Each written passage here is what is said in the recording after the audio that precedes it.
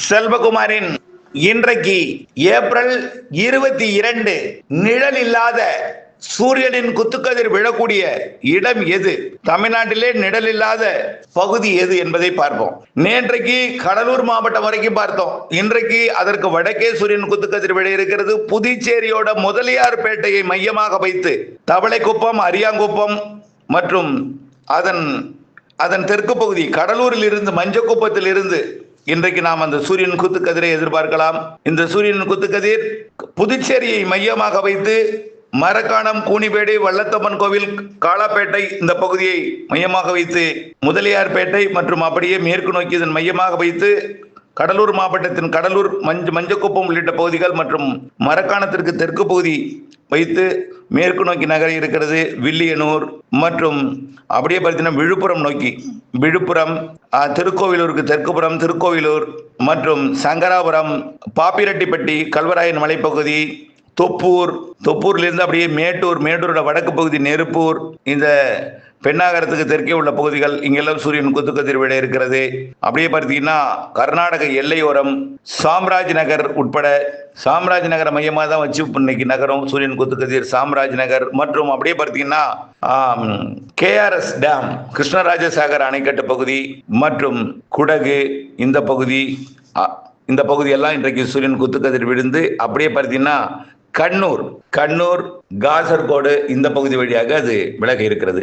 இன்றைய சூரியன் குத்துக்கதிர் விழக்கூடிய இடத்துல நண்பகல் 12:17 பாண்டிச்சேரியில் தொடங்கி நண்பகல் 12:20-21 கண்ணூர், காசர்கோடு பகுதியில் இந்த சூரியன் குத்துக்கதிர் விலகும். சூரியன் குத்துக்கதிர் ஆய்வை மேற்கொள்வதற்கு அதாவது இந்த வளவனூர், கோலியனூர் மற்றும் இந்த பகுதி வழியாக விழுப்புரத்திற்கு தெற்குப்புறம் விழுப்புரம் உட்பட மற்றும் பார்த்தீங்கன்னா கல்வராயன் மலைப்பகுதி, திருக்கோவிலூருக்கு தெற்குப்புறம் இருக்கக்கூடிய பகுதிகள், திருக்கோவிலூர் உட்பட முகையூர் உட்பட அந்த பகுதி எல்லாமே அடங்கொன்றிருக்கி முகையூர் மற்றும் பார்த்தீங்கன்னா கல்வராயன் மலைக்கு அதாவது ஆத்தூர், சின்னசேலம் இதற்கு வடக்கு புறமாக தொப்பூர், மேட்டூர், பாப்பிரெட்டிப்பட்டி, அரூர், பொம்மிடி இந்த பகுதிகளுக்கு இன்றைக்கு சூரியன் குத்துக்கதிர் அமையும்.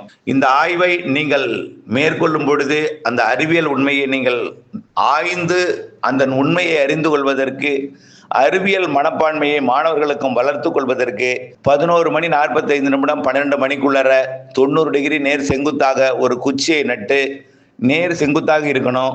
12 மணிக்கு பார்த்தீங்கன்னா சூரியனோட குத்துக்கதிர் கொஞ்சம் கிழக்கு புறம் விழுந்துகிட்டு இருக்கும். குச்சிக்கும் கிழக்கு படிப்படியாக வரும்பொழுது சூரியன் குத்துக்கதிர் வரும்பொழுது மேற்கு புறம் விழுந்து கொண்டிருக்கக்கூடிய அந்த நிழல் அதன் பாதத்தை நெருங்கி இறுதியில 12, 19, 20 நிமிடத்திற்கெல்லாம் 11 அப்படியே அதன் பாதத்தில் விழுந்து காணாமல் போய்விட நிழலே இருக்காது. காரணம் அந்த குச்சியோட நிழல் அந்த குச்சியின் மீதே விழுந்துடும், தரையில் விழாது.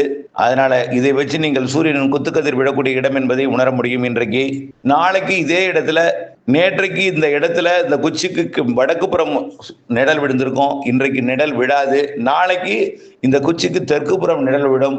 படிப்படியாக இந்த குச்சியோட நிழல் அடுத்தடுத்த நாட்களிலே தெற்கு புறமாக நீளம் கூடிக்கொண்டே இருக்கும்.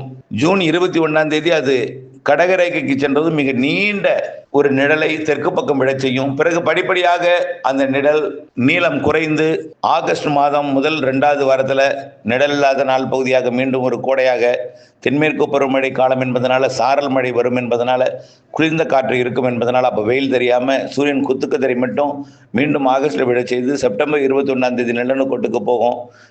அப்பொழுது பார்த்தீங்கன்னா இதை விட்டு வடக்கிலிருந்து தெற்கு நோக்கி போகும்பொழுது நிழல் தெற்கு பக்கத்துக்கு வெயில் அடிக்கும், வடக்கு பக்கம் நிழல் விட தொடங்கும். பிறகு டிசம்பர் 21 வரைக்கும் அப்படியே நிழலோட நீளம் கூடிக்கொண்டே போகும்.